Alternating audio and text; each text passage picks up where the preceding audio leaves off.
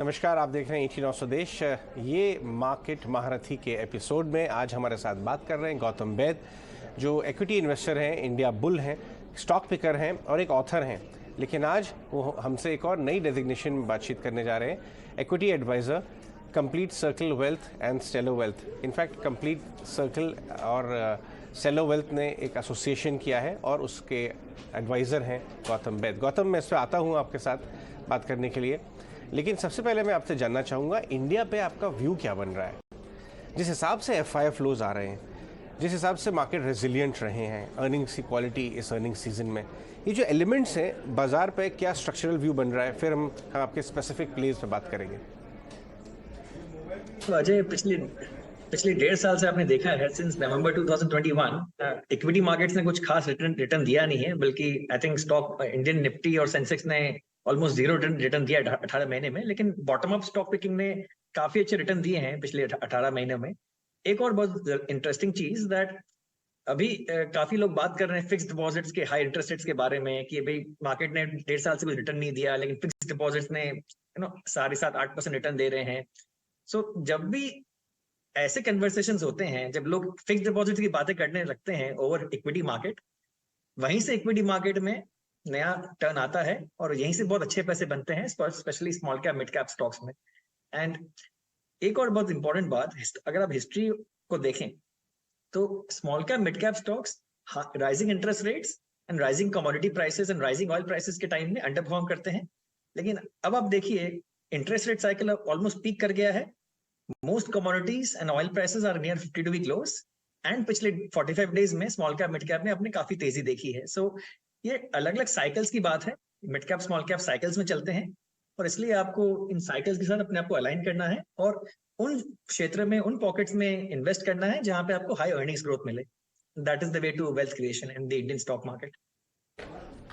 बहुत बढ़िया बात बोली आपने गौतम। आप मीडियम स्मॉल कैप एरिया को बहुत खास तौर पर देखते हैं।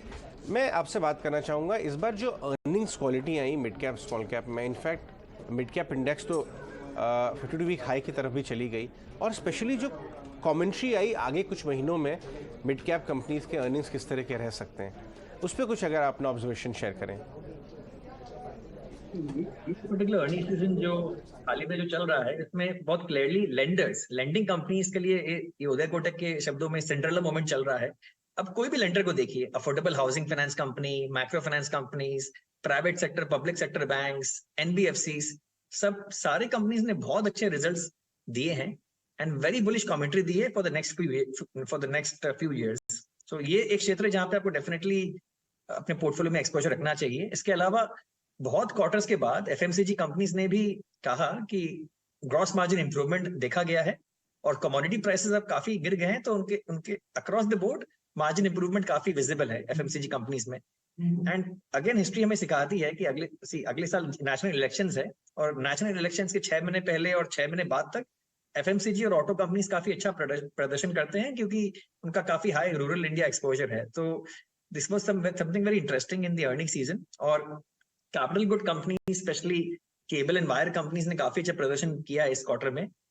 आईटी सेक्टर में काफी डिसअपॉइंटमेंट रहा, काफी लार्ज कैप आईटी कंपनीज ने खराब नतीजे पोस्ट किए, और ये यूएस यूरोप में जो स्लो डाउन चल रहा है उसकी वजह से नियर टू मीडियम टर्म थोड़ा डिफिकल्ट लग रहा है आईटी कंपनीज के लिए। And with in IT, mid cap IT and small cap IT companies ज्यादा स्ट्रगल करेंगे, बिकॉज ये कंपनीज ओवरशूट करते हैं अपसाइड पे भी, डाउन साइड पे भी। तो अगर आपको मिड कैप या स्मॉल कैप आईटी कंपनीज खरीदनी है, आपको ये गौर देना और ध्यान से देखना पड़ेगा कि लार्ज कैप आईटी कंपनीज की कमेंट्री कैसी आ रही है।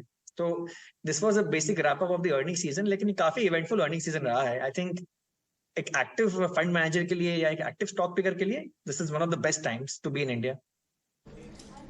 आपने वायर्स एंड केबल कंपनी के बारे में बात की, पाइप कंपनीज के बारे में बात की। अगर हम पॉलीकैब के EI के बारे में बात करें या हम फिनोलेक्स के बारे में बात करें, एक तो मैं जानना चाहूँगा कि आप अपने पोर्टफोलियो में वायर्स एंड केबल्स और पाइप्स को कैसे खेल रहे हैं, और इस specific part of the materials को कि आप नेक्स्ट 2-3 ईयर का ग्रोथ कैसे देखते हैं। तो हम लोग रियल एस्टेट और हाउसिंग पे काफी बुलिश हैं at Complete Circle Stella Wealth PMS, and हम लोग खेल रहे हैं ये real estate recovery through housing finance companies and through home improvement plays and through housing ancillary stocks like certain paint companies, तो हमारे पीएमएस पोर्टफोलियो में एक small cap branded paint company भी है। फुल डिस्क्लोजर मैं नाम भी शेयर कर लेता हूँ आपके साथ, सिरका पेंट्स इस कंपनी का नाम है। एंड ये कंपनी काफी अच्छी ग्रोथ ट्रेजेक्टरी पे है, नॉर्थ इंडिया बेस्ड कंपनी है। एंड हम होम इंप्रूवमेंट स्पेस पे काफी बुलिश हैं, हाउसिंग फाइनेंस कंपनीज पे काफी बुलिश हैं। एंड आई थिंक अगले कई सालों तक आपको सेक्युलर ट्रेंड दिखेगा इन दो क्षेत्रों में। तो अगर आपको रियल एस्टेट साइकिल खेलना है तो रियल एस्टेट डेवलपर्स के बजाय ये ancillary place like housing finance and home improvements एक बेटर तरीका है इस साइकिल को खेलने के लिए। मैंने देखा कि कुछ स्मॉल फाइनेंस बैंक भी आपके पोर्टफोलियो में है और माइक्रो फाइनेंस कंपनीज।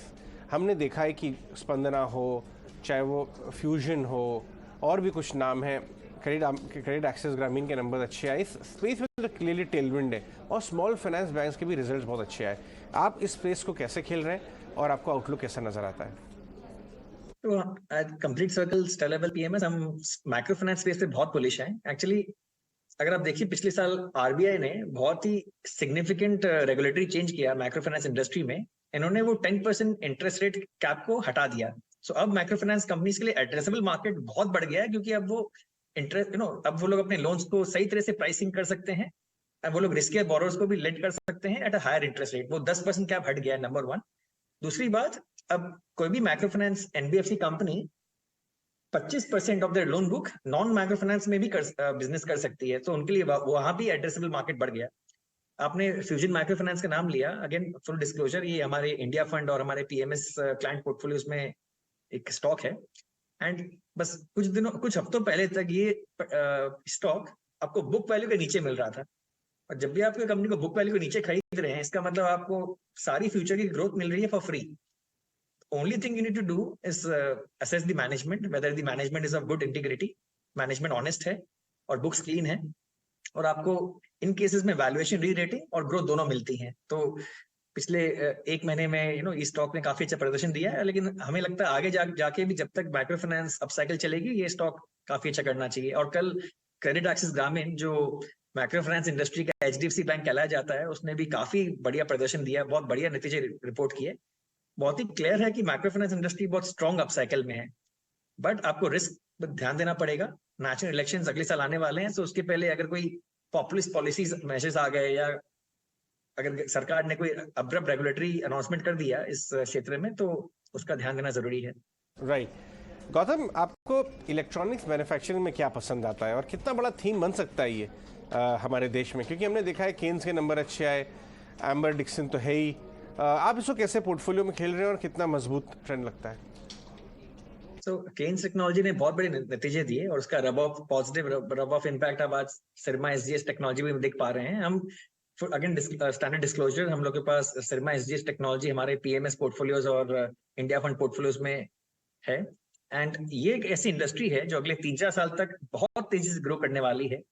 एंड पिछले एक दशक में हमने देखा है that low cost contract manufacturing is in India's DNA. ये हमारे पास एक बहुत स्ट्रॉन्ग कॉम्पिटिटिव एडवांटेज है because of our low labour cost, कि हम लोग कॉन्ट्रैक्ट मैन्युफैक्चरिंग बहुत बढ़िया तरीके से कर लेते हैं। तो आप नवीन फ्लोरिन देखिए, एसआरएफ देखिए, वरुण बेवरेजेस देखिए, आप सिरमा एसजीएस टेक्नोलॉजी देखिए, ये सारे कॉन्ट्रैक्ट मैन्युफैक्चरर्स बहुत बढ़िया प्रदर्शन किए हैं पिछले एक डेकेड में। And again standard disclosure, we are holding all these 4 stocks in our PMS and India fund portfolios. And मुझे लगता है जैसे आईटी का बूम आया था 90s के दशक में, वैसे ये दशक में contract manufacturing is going to be a very big theme, because पूरी दुनिया के ग्लोबल कॉर्पोरेट जायंट्स जैसे जैसे वो चाइना से बाहर निकलकर एक second alternative supply mechanism establish कर रहे हैं, India is one of the clearest beneficiaries. तो इसके वजह से कॉन्ट्रैक्ट मैन्युफैक्चरिंग बहुत बड़ा थीम बन सकता है इस कमिंग डेकेड में।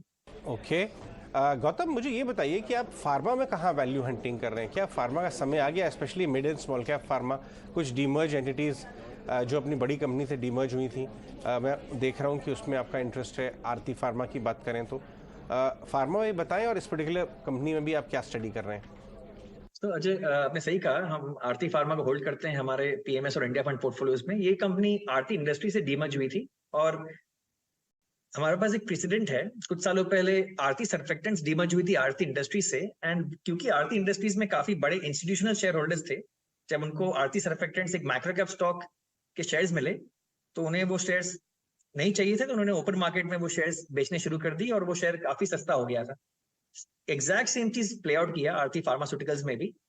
ये एक हायर मार्जिन एपीआई कंपनी है, और आरती ग्रुप की और एक कंपनी है आरती ड्रग्स करके, जो जेनेरिक एपीआई बनाती है। तो जब आरती ड्रग्स 22-23 की पी में ट्रेड कर रही थी, Aarti pharmaceuticals because of force selling from this institutional share holders after the merger, इसका शेयर प्राइस इतना गिर गया था कि ये कंपनी आपको 12-13 की पी में मिल रही थी। तो एक higher margin API, much more specialised API company आपको 12-13 पी में मिल रही है, whereas a generic API company from the same corporate group Aarti drugs 23-24 की पी में चल रही थी। तो ये डिस्क्रिपेंसी थी, एक आर्बिट्राज था, और पिछले 2 महीने में आरती फार्मा ने काफी बढ़िया रिटर्न्स दिए हैं।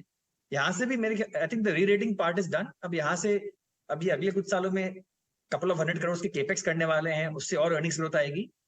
तो now the stock will move in line with earnings growth. और हम लोग जनरली एपीआई थीम पे काफी बुलिश है from a longer term perspective. ये बहुत कैपिटल इंटेंसिव इंडस्ट्री है और थोड़ी सिक्लिकल भी है, इसलिए यहाँ पे आपको थोड़ा ध्यान देना पड़ेगा कि आप पीक मार्जिन्स पे इन कंपनीज को नहीं खरीदें। आप तब खरीदें इनको जब सेंटिमेंट बहुत नेगेटिव हो और मार्जिन्स नियर बॉटम चल रहे हो, तब आप इनको खरीदना चाहिए आपको। गौतम, मैं देख के हैरान हूँ, एक बहुत ही बीटन डाउन एनबीएफसी में आपका इंटरेस्ट है एडलवाइज। उसका बिजनेस मॉडल काफ़ी शेकिन हो गया था बीच में, बट वहाँ कुछ स्पेशल सिचुएशन नहीं बनी, कॉर्पोरेट एक्शंस भी हुए। आपको वो क्यों इस समय आपके रेडार पे आ रहा है? Ajay, promoter management change, special situation सबसे बड़ा पैसा आपको तब कमा के देते हैं जब अंडरलाइंग बिजनेस अच्छे से वेल मैनेज नहीं है। तो अगर आप देखें ईडलवाइज के अंदर नोवामा ने उनके वेल्थ मैनेजमेंट बिजनेस को एक्वायर कर लिया है, और अब ये वेल्थ मैनेजमेंट बिजनेस डीमर्ज होने वाली है। सो स्पेशल सिचुएशंस में demerger coupled with promoter change is one of the best recipes for wealth creation. ये हमने बहुत बार देखा पास में भी, और यहाँ पे भी ये सेम चीज प्रॉब्ली होने वाली है। अगर अब देखिए, हाल ही में ये शेयर 50 रुपए तक गिर गया था, एंड उस मार्केट कैप पे आपको बेसिकली एनबीएफसी फ्री में मिल रही थी। आपको बेसिकली मार्केट सिर्फ वेल्थ मैनेजमेंट डिवीजन के लिए वैल्यू दे रहा था, लेकिन NBFC you are getting for free.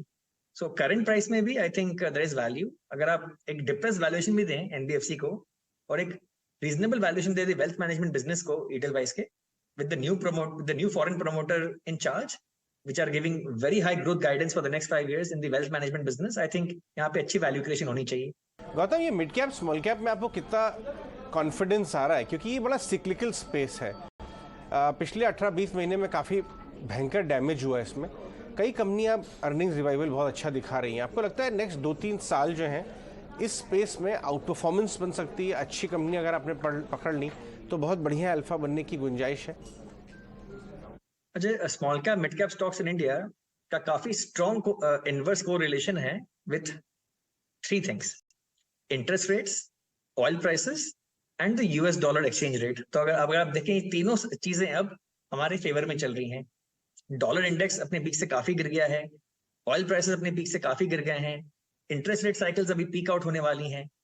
All the three ingredients are in place for a very big bull run in small cap and mid caps from here. And ये cycles पहले से काफी shorter हो गई हैं। अब अभी शायद cycles मुश्किल से 1.5-2 साल चलती हैं, लेकिन ये तीनों triggers अब हमारे फेवर में हैं as a small cap mid cap investor. So I think अगले 1.5-2 साल काफी अच्छे होने चाहिए small cap mid cap stocks के लिए। ऑलराइट गौतम, बहुत बहुत शुक्रिया आज हमसे बात करने के लिए। और मैं डिस्क्लोजर आपके बिहाफ पर दे रहा हूँ कि ये सारे स्टॉक्स जो हमने डिस्कस किए हैं वो एग्जाम्पल और रेफरेंस के तौर पे हैं, वो स्टॉक रिकमेंडेशन नहीं है गौतम के। और आप अपने फाइनेंशियल एनालिस्ट के साथ डिस्कस करिए। अगर कोई कदम उठाना चाहें, वो अपने पोर्टफोलियो के रीजनिंग और उसे बेट करने की रीजनिंग हमारे साथ आज डिस्कस कर रहे थे। गौतम, बहुत बहुत शुक्रिया आज हमसे बात करने के लिए।